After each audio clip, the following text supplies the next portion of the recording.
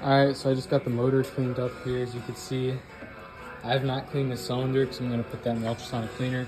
I still need to clean it just a little bit more, but this is good enough just so I can take it apart. I have a new intake manifold because this one's cracked. I have a cylinder ball hone, and I have a Wiseco piston in a gasket set for the top end. So we're going to tear it apart real quick. Start with the head. Alright, just got the top off here. That one stud ain't looking too spiffy. Neither is this head. So I got some pitting there. You're supposed to replace these when that happens, but honestly it's probably fine, but it doesn't look too bad in there. Looks like it might be the same piston that I'm putting in. It might be a Wiseco, but I'll take the cylinder off next. I don't think it's supposed to loosen that easy. All right, got that cylinder off. Piston doesn't look bad. It probably didn't need to be changed, but I figured, since I'm doing it, might as well. But there's some light scratches on there. It's got a hot rod crank. Doesn't look too bad. It looks pretty new. And then inside the cylinder here, it's just a little dirty. Does not look like there's anything concerning going on. Looks pretty good. Just like I said, that little cylinder head thing concerns me a little bit, but I would assume it's probably blown up one point, and they probably did the crank, because that's obviously not the stock crank. Probably did the top end, just never changed the head. But other than that, everything looks good. I'll just get this gasket off here, toss that in the ultrasonic cleaner, toss the head in the ultrasonic cleaner, and slap the new piston on. After I'm done, well, actually, I think I'll hone the cylinder first, and then do then the ultrasonic cleaner to get all the particles out from the metal after honing it. And then, yeah, slap the new gaskets on, put the piston in. Got to measure the new ring gaps in the cylinder. I'll show you how to do that. But yeah, it's looking pretty good so far. Nothing too concerning. All right, so here's the hone. It's on a standard Milwaukee drill. Here's the cylinder.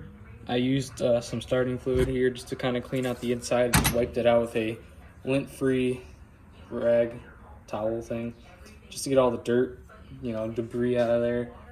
And you can use 10W30 instead of honing oil. So I just got myself a little cap here, but you're actually supposed to soak this thing, not like dip it in, just like drizzle oil on it. So here I've just got some 10W30 Honda oil, and I guess I'll lay down a paper towel here and let's see, just kind of dump the oil on there, Ooh, that's kind of a lot.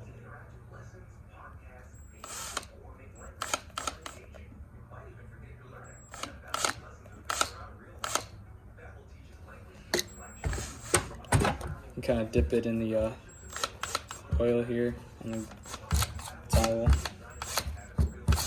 Alright, I'd say that's pretty well covered. And then I will put some here just on the inside the cylinder. Really make sure it's lubed up, because you don't want to run it dry. So now that I got that all nice and lubed up, and I'm dripping oil everywhere, of course, that's annoying. So basically, you want to start with forward motion, and you don't ever want to stop moving it. So basically just kind of I'll just got my hand in there, so like this.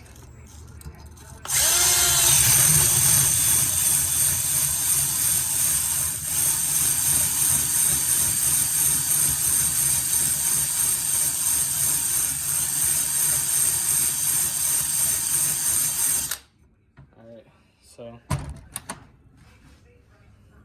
I'll wipe that out. It's definitely got some crap on there. Give it a little quick wipe out and see how it looks.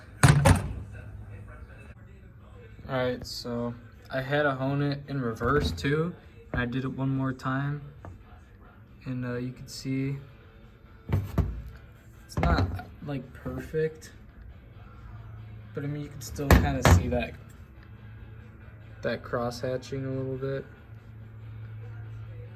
And I don't really, in person you could definitely see it better, but I don't want to go any more than that, honestly, because I don't want to risk ruining it. But I mean there's still, like, you know, a little bit of crap in there that I'm gonna wash out.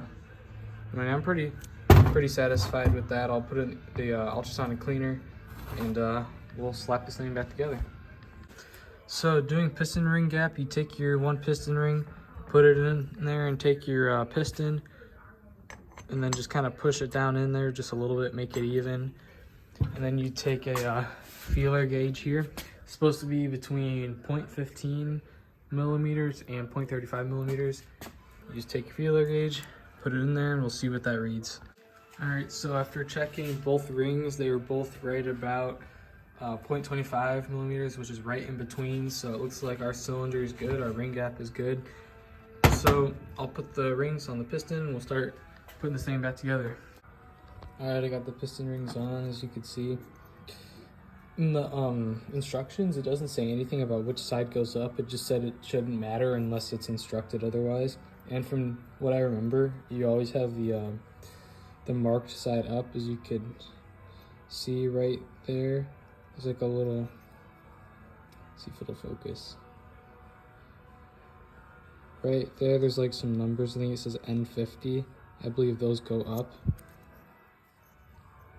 But I mean, as long as it can compress all the way, it should be fine.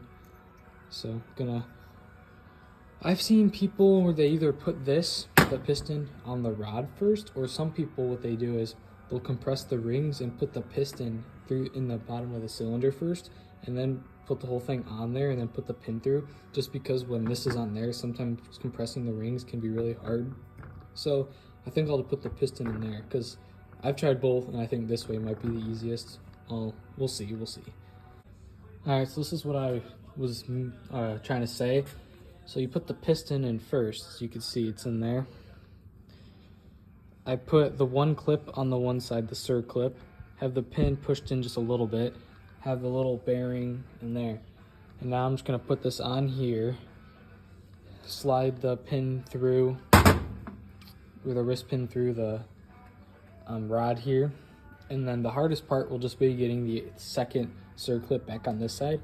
But I think it's a lot easier than starting with the piston on here and having to try to compress the rings while sliding down the cylinder. It's so much easier just to compress the rings with your fingers and push it right into the bottom of the cylinder. But yeah.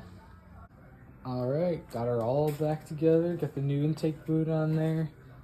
I mean, she's got